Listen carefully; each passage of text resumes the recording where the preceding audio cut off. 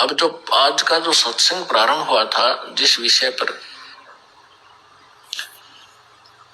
कि ये पुण्य आत्माएं जो मानव शरीर प्राप्त करके परमात्मा की खोज में लगे हैं, वे विशेष पुण्यकर्मी प्राणी हैं। वैसे तो जिनको मानव शरीर प्राप्त होता है वे पुण्यात्मा हैं। उनसे भी जैसे कहते हैं ना,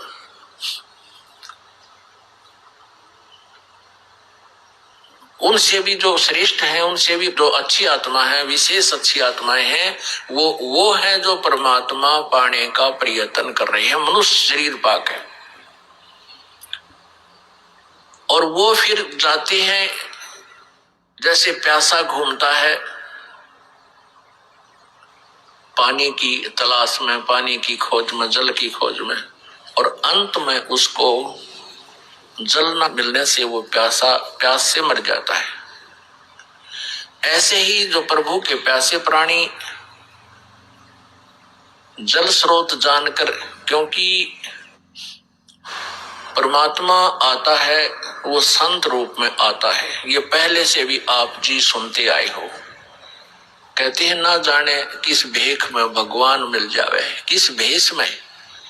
मनुष्य शरीर में परमात्मा है और यहाँ भी वो एज इट इज अपने तेज पुंज के शरीर को हल्का करके, सरल करके एक यहाँ पर आता है, लीला करता है, अध्यात्म ज्ञान तत्व ज्ञान को बोलता है, समझाता है।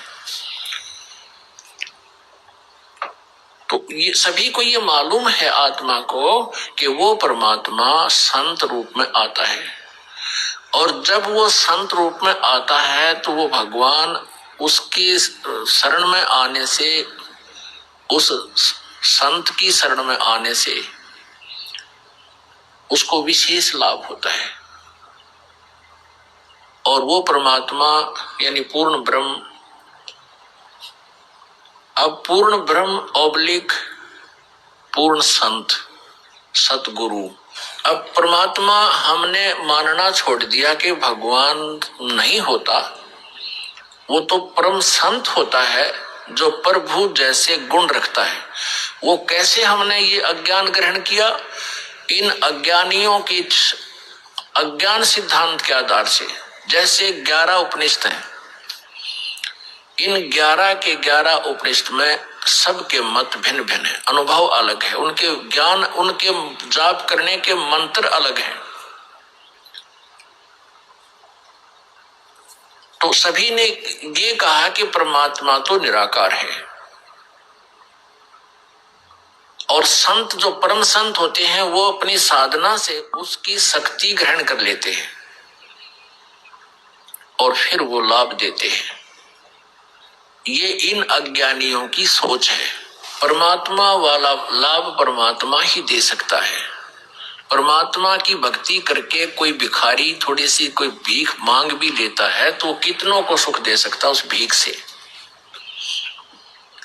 जो परमात्मा दे सकता है। तो परमेश्वर स्वयं आते हैं, एक सिंपल मैन की तरह रहते हैं। ये भी स्पष्ट करते हैं ऋग्वेद मंडल नंबर 1 और सूक्त नंबर 31 मंत्र 17 में स्पष्ट किया है कि वो मनुष्यवत अग्नि, वो परमात्मा है। परमेश्वर आप मनुष्य की तरह आते हो, आपकी लीला में ऐसा लिखा है। आप प्रत्येक युग में पहले भी आए हो और फिर उसी रूप में आइए और हमें दर्शन दीजिए और हमारा अज्ञान हटाइए। हे मनुष्यवत, हे मनुष्य जैसे भगवान है। तो यहाँ क्या बताया है कि ये प्यासी आत्मा कोई मंदिर में जाते हैं, कोई मस्जिद में जाते हैं दुख निवारण या परमात्मा पाने के लिए, धनी बनने के लिए, कोई गुरुद्वारों में जाते हैं, कोई चर्चों में जाते हैं।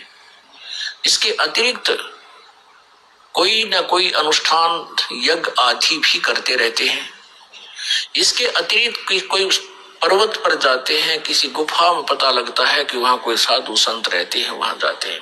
या कोई तीर्थों पर जाते हैं। तीर्थ क्या है? जहां पर कोई संत ऋषि साधक ने अपनी साधनाएं की हैं, या कोई विशेष घटनाएं वहां घटी हैं, वो यादगारें हैं, तो वहां जाते हैं उस परमात्मा के पाने के लिए और संकट निवारण कराने के लिए। और कुछ किसी अन्य अनुष्ठान को भी करते हैं। अब परमात्मा अपनी सच्चिदानंद घनब्रह्म की वाणी में कहते हैं कि पर्वत पर्वत में फिरा, अपनी महिमा आप बताओ परमात्मा, आप आरती, आप साजे, आप किंगर, आप बाजे, आप ताल जहां जनकारा, आप नचे आप देखन हारा। कहे कबीर ऐसी आरती गाऊं, आप मध्य आप समाऊं।